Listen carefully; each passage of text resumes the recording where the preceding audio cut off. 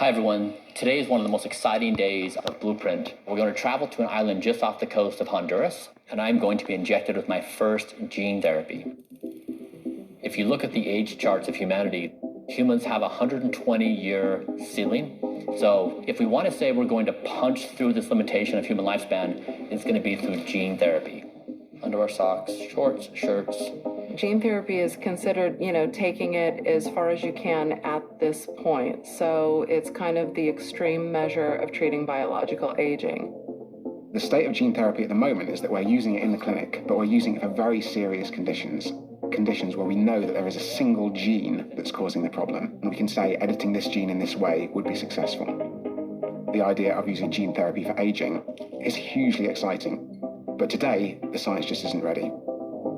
And in fact, there's quite a big risk because there are these things called off-target effects. And so this is where the gene therapy goes in and it modifies not just the DNA that you're trying to modify, but it modifies some other part of your genome. Many interventions do rejuvenate cells, but that incurs a risk that the cells then turn into different cells, malignant cells, cancer cells.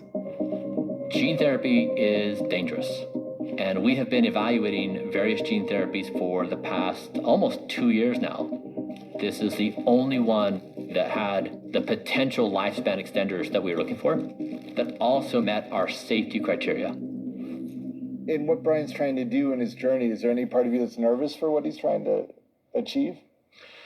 Yes, I am nervous where Bryan's going because I'm logical and smart. When I get to the edge of the ledge, I stop. I've never taken the next step into the abyss. Generally, a person would get a gene therapy in a clinical trial. And the problem with clinical trials is they are limited. Certainly, there isn't gene therapy for aging in clinical trials at this moment. So other than that, you would travel for medical tourism. And one place that gene therapy is being offered is Roatan, Honduras. There is a free zone there called Prospera. Prospera is a special economic zone that the state of Honduras has licensed with the ability to create new business laws that are favorable to innovations like our gene therapy.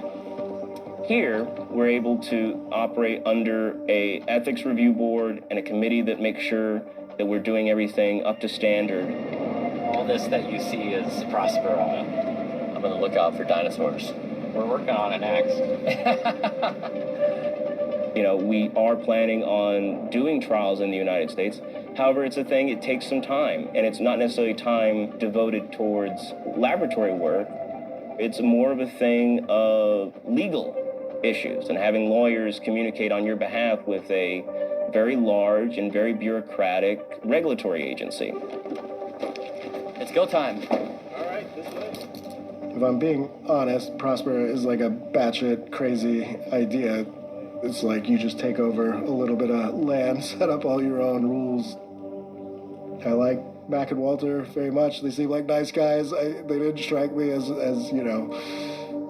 20-year PhD type scientist. And so it was like the first thing Bryan's done where I really was like, is this a good idea? If there's anything, you have any questions about, whatever information you need, we will do our best to provide. Any kind of diagnostic, anything. We will do our best. I appreciate that, Walter. When me and Max started the company, we wanted to make a big difference in people's lives. We're dealt a certain hand at our birth. We're dealt with the genes we're given.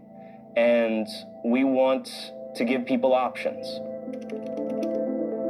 This gene therapy, which is follistatin, has primarily been used in bodybuilding, where you're looking at increased muscle mass and strength. For some people, bulking up is desirable, but generally with age, sarcopenia, osteoporosis, and frailty are severe problems.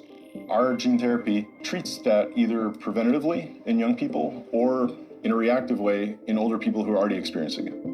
If you look at the mouse lifespan studies where it was used, they had a 30% lifespan extension. And so if I end up looking like a Marvel character, all the better. can I get some help on this? After the gene therapy, I'm not going to fit in this thing, or maybe I'm just going to, I'm going to Hulk out of it. He's so confident, but I'm a little worried for him. Like, we just don't know how his body's going to react. And I would hate for anything to happen to him. It's really important to note, any gene therapy that integrates into your existing genome does change your DNA. Our gene therapy does not integrate. Once you get injected, it's not editing your DNA, it's just giving you an added piece of DNA that's parallel and creates a little export factory of follistatin. Most gene therapies, because they integrate into your chromosomal DNA, once it's there, and you can't turn it off.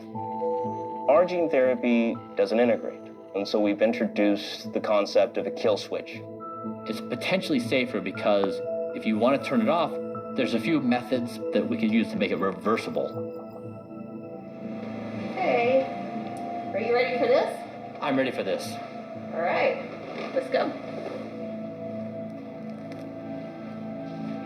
Here it comes. Stings just a little bit.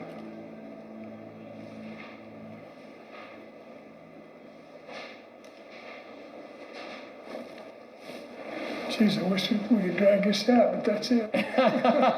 Thanks, Doc. Those clean injections. Yeah, good. I am now officially a genetically enhanced human. When people see someone like me doing gene therapy, many think of inequality, or they see a divide between rich and poor. The way I think about it is, if we can prove that this gene therapy is safe and effective, and then 10,000 people are willing to do it, that price is going to go down. Doctor, thanks. Yeah, really appreciate you. There are very expensive interventions like gene therapy that we need to test. For academics, it's prohibitively expensive to do the human clinical studies. And maybe longevity clinics where people pay a lot of money are places we can at least get some data. So I'm not against having clinics available, but once we find out how things work, we have to figure out how to scale them and make them broadly available. I don't know if we'll live forever, but at least we absolutely will buy the next guy some more time. Mm-hmm. And, I'd rather give my children more years than I had the opportunity for. Mm-hmm. So, thank you so much for believing in us. Yeah, thank you. Both of you. That's right. Yeah. Wow. That looks still enough to walk on. If we put a camera on top, I can walk on water here. From Homo sapien to Homo deus, testing out whether the gene therapy, if the effects have taken. Be careful, Jacob. Don't die. No one can die.